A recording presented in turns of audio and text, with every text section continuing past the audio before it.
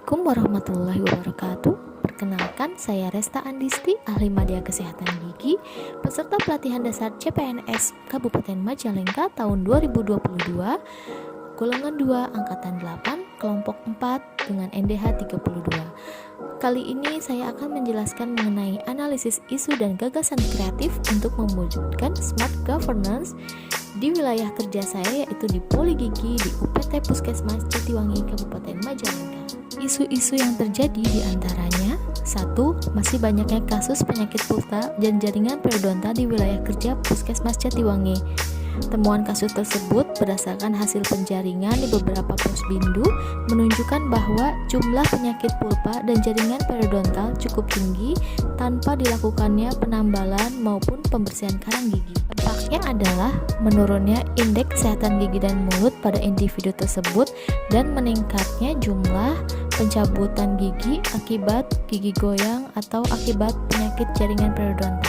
Isu yang kedua adalah masih kurangnya kesadaran masyarakat terhadap kesehatan gigi dan mulut di Puskesmas Jatiwangi.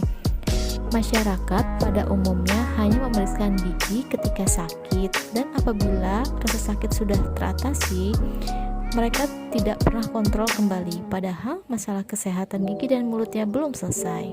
Dampaknya, rasa sakit hanya hilang sementara dan akan kambuh lagi, bahkan bisa menjadi lebih parah. Isu ketiga adalah belum lengkapnya bahan habis pakai di Poli Gigi Puskesmas Jatiwangi.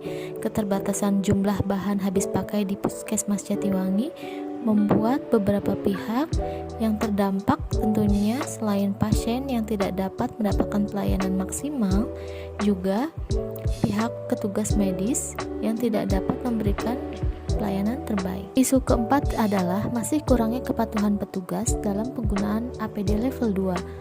Banyak petugas medis baik di lapangan maupun di dalam gedung tidak memakai APD level 2 ketika memeriksa pasien, mengingat pandemi COVID belum berakhir. Pihak yang dirugikan adalah diri sendiri dan juga pasien karena dapat terjadinya infeksi silang. Isu yang kelima adalah belum optimalnya penggunaan sarana pengaduan kepuasan pelanggan. Ukuran dan juga penempatan kotak survei yang kecil sehingga tidak memungkinkan pasien untuk menyadari dan memberikan ulasan. Pihak yang dirugikan adalah pasien, petugas, dan juga instansi.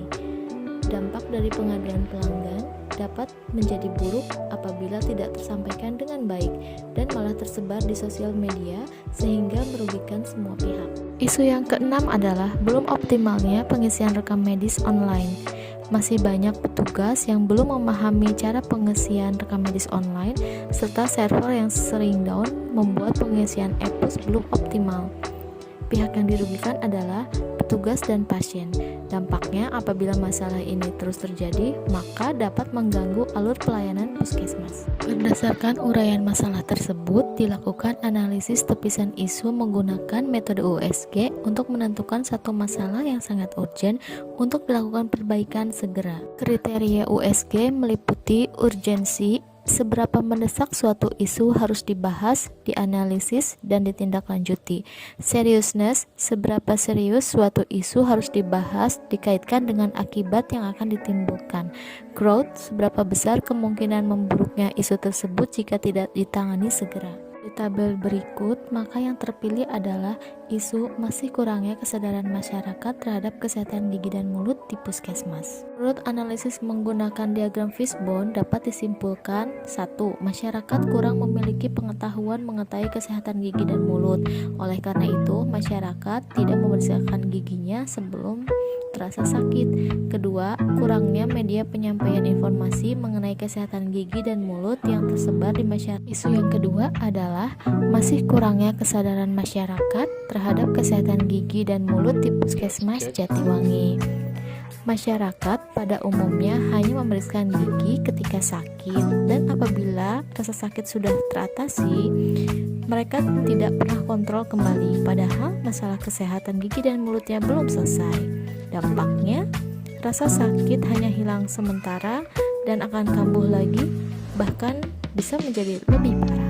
Alasan pemecahan isu menurut saya adalah dengan membuat kartu kunjungan atau kartu berobat bagi setiap pasien yang berobat ke Poli Gigi, guna sebagai pengingat jadwal kunjungan selanjutnya, dan tindakan yang akan dilakukan. Selain itu, kartu kunjungan ini dilengkapi dengan edukasi sederhana namun menarik sehingga pasien dapat sadar dan tertarik untuk membacanya.